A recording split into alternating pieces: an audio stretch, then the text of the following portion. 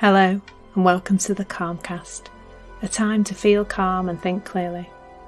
I'm Claire Downham, the Queen of Calm, a transformational life coach. I was a burnt out head teacher who finally made the journey to calm after years of trying, and I want to prevent you from having to do the same. The Calmcast is a series of short explorations, gently guiding you back to your natural state, which is calm and clarity. Just listen like you would listen to music, with an open mind and curiosity. There's nothing else to do. Now let's relax into today's episode. So today I want to talk about hope, and I'm going to quickly look at the definition of hope. A feeling of expectation or desire for a particular thing to happen. So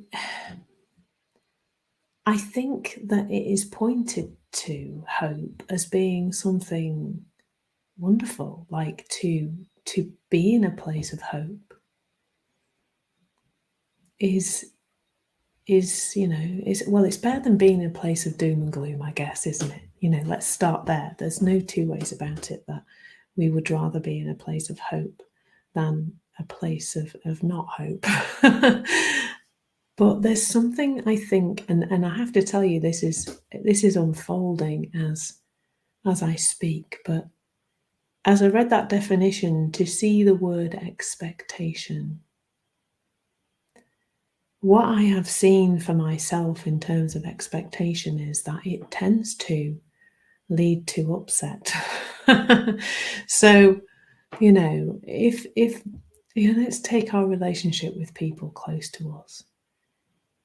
If I don't like certain behaviours of my other half, and I live in a place of hope that he will start to behave better, differently, not better, then that's perhaps not so helpful, because I'm going to be spending my time looking for the ways to get him to change, to make him be different, to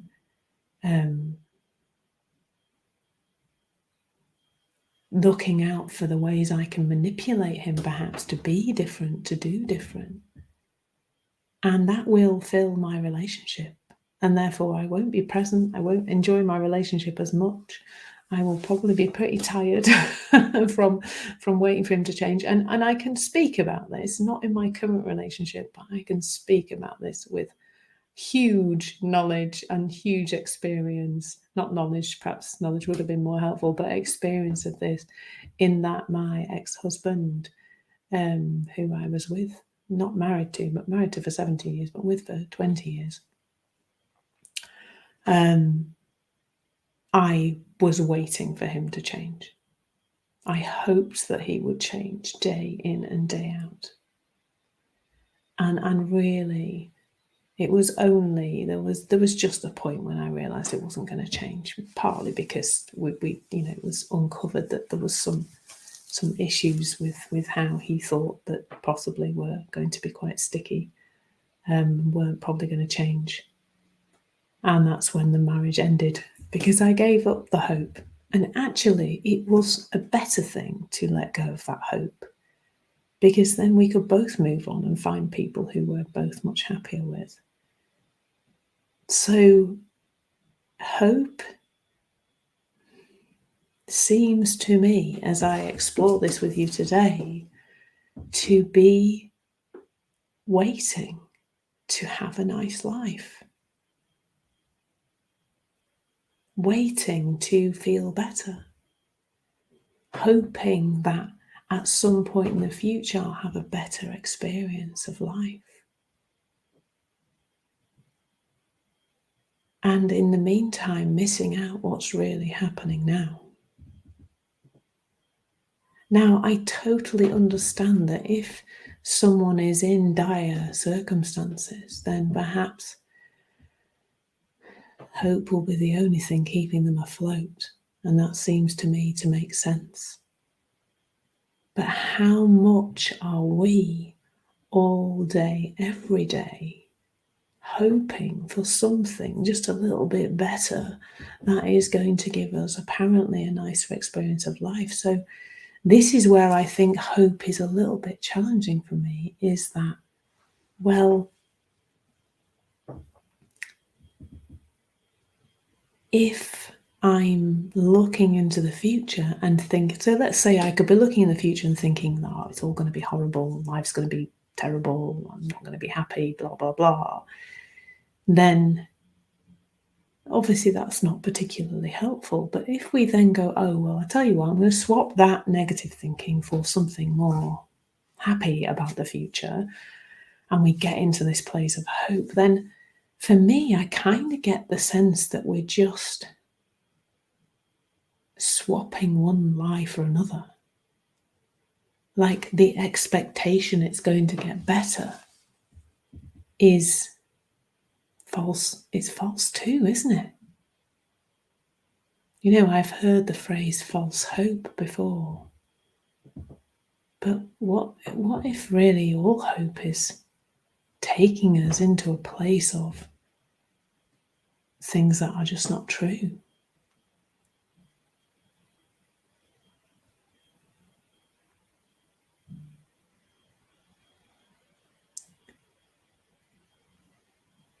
And as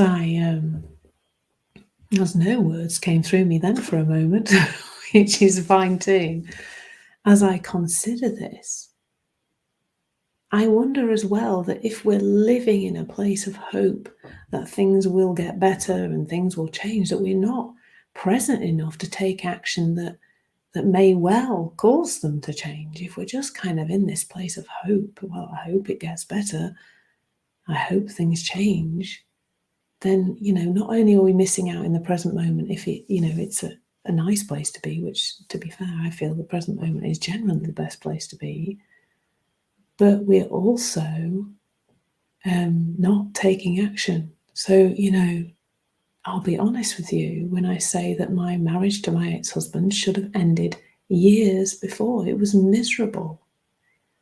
It was miserable for all of us. It was not nice for him or me. There was a lot of shouting, a lot of anger. It wasn't pleasant for the children because they were often there when it was going on. But we were living in this place of, I was living in this, I don't know where he was, to be fair, but I was living in this place of hope that it would get better, that he would change, that if I did enough of the right things, that things would get better. And they never did. In fact, they just got worse and worse and worse. And I think they probably got worse and worse and worse. And maybe this is what happens when we're living in this place of hope. Because every time the thing happens again that we don't want to happen, or that person behaves the way we hope they didn't, then we go down another notch, don't we? Our mood gets lower. We feel more despair. Because we think that there is something better for us in this future state. Now, of course, while ever we're thinking that there is something better for us in terms of our emotional experience of life, somewhere other than where we are now, that is the outside-in misunderstanding through and through, isn't it? You know, I'm hoping it's going to get better. I'm hoping it's, you know, when it does get better, I hope I'm going to feel better. I'm going to have a nicer experience of life because you know, the thing is going to change, the person's going to change, everything's going to be different. But your feelings don't come from your circumstances, and they don't come from other people's behavior. They come from your thinking about those things. So hoping for a different experience because your circumstances change is, you could be waiting for a long time, first of all, for the circumstances to change, but assuming that it's going to make you feel better and living in that hope that when you get there, it's going to be a nicer life. I'm going to have a better experience. I'm going to be happier. I'm going to have more joy. It's all going to be wonderful. I just hope that I get there. When I get there, it's all going to be wonderful. Well, first of all, you're missing out on the now. And second of all, who knows? Might be worse when you get there. Might not be what you really want, because the you of the present moment's trying to work out what the you of the future wants, and it doesn't work that way. So there, I've smashed hope to pieces. Hopefully I haven't smashed your hope to pieces. But I just think it's worth exploring these words that we bounce around as being something wonderful, when in fact they're perhaps not, and they're perhaps something to get curious about. Thank you so much for listening. There's nothing to do now but bring some awareness to how this is working out in your life. Listen regularly to experience longer and longer periods of calm. This has been the Calmcast with Claire Downham, Queen of Calm. Take care and keep listening.